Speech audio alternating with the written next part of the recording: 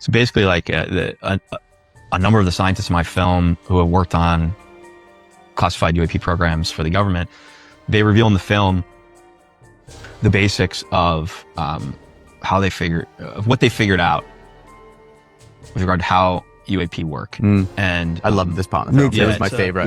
This is where I want to get to. It was a fascinating. Yeah, I love this. Making it was fascinating, having these conversations. Yeah, this is where I want to get into. But essentially, they shared a big breakthrough they had was realizing that these craft are essentially, I'm going to put this in like super like basic layman's terms because I'm not a scientist, right? So this is how I processed it, right? Essentially, these craft are harnessing a ridiculous amount of energy in a localized area, and they're creating a bubble around the craft. Yeah, so a bubble that's warping space-time around the craft. And so the craft is operating inside of this bubble, and it separates the craft from the environment. And so essentially what that leads to is, all the laws of physics that govern, aviation and our reality. Yeah, and like our understanding of how aircraft work don't apply, right? The craft inside the bubble is not at all impacted by the environment around it. So, it doesn't need wings to fly, and everything we understand about the technology required for an aircraft to function is no longer applicable. And it also ends up, because it's in its own space-time, in reality, the craft inside the bubble could be just having like a leisurely, stroll. But to us, it looks like they're going at these crazy, impossible speeds.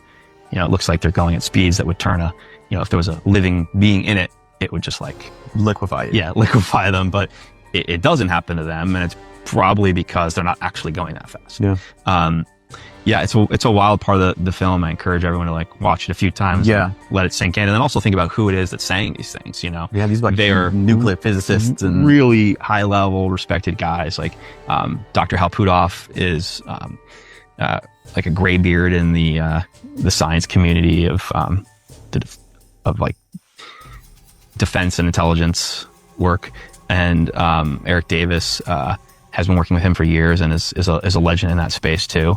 Up until just recently, he had been working for like a decade as a senior scientist for Aerospace Corporation. Like, very credible. Yeah, these are real people. This isn't a guy with a tinfoil hat in his basement. Yeah.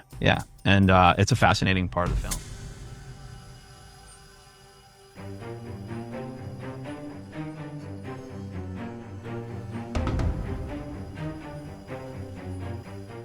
Eric Burleson, a representative, talking about how he's asked the White House to give DOD the power to let them go see this stuff, including a buried UFO. Reportedly, an object that is not in this country that is so large it cannot be moved.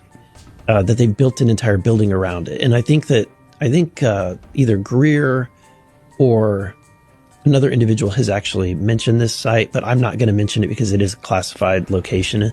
But there is there's reported a really large object, and that's one of the locations that I'm requesting to get to. It's going to involve a lot to make that happen, but that may be the final destination. Shit like that makes me want to run for president, because that's all I would care about. The economy would be in shambles. I'd be like, show me the UFOs. Yeah. Do you think they do it? Because I've heard that like kill me.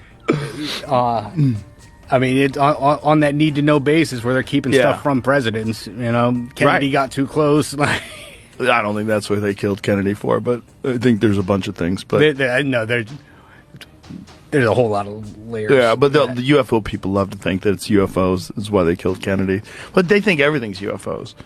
But it definitely seems like, I don't know about the evidence, because it's just stories. And that's the problem, is that a lot of this stuff, and this is how I feel when a lot of people come on the podcast and talk to me, supposed whistleblowers. Some of them I think are legitimate, and some of them I think are disinformation specialists. I think they're designed to muddy up the water, and this is what they're saying is designed to muddy up the water, and that's what they're trying to do. They're trying to make a lot of this stuff look silly and push certain narratives and just create confusion. And I think a lot of it is probably some black budget, weird science stuff that we have. But then it begs the question, Where'd you get that? Yeah. Is that really like the Diana Pasulka work where she's talking about essentially these things are donations and that we're supposed to like take these things and try to figure it out? And then you look at some of the creation of some different inventions that happened very quickly after Roswell. I mean, our civilization just been on a boom ever since. Yeah, weird stuff like the fiber optic stuff and transistors. The history of the creation of the transistor and the people that were involved in it. It seems awful fucking fishy.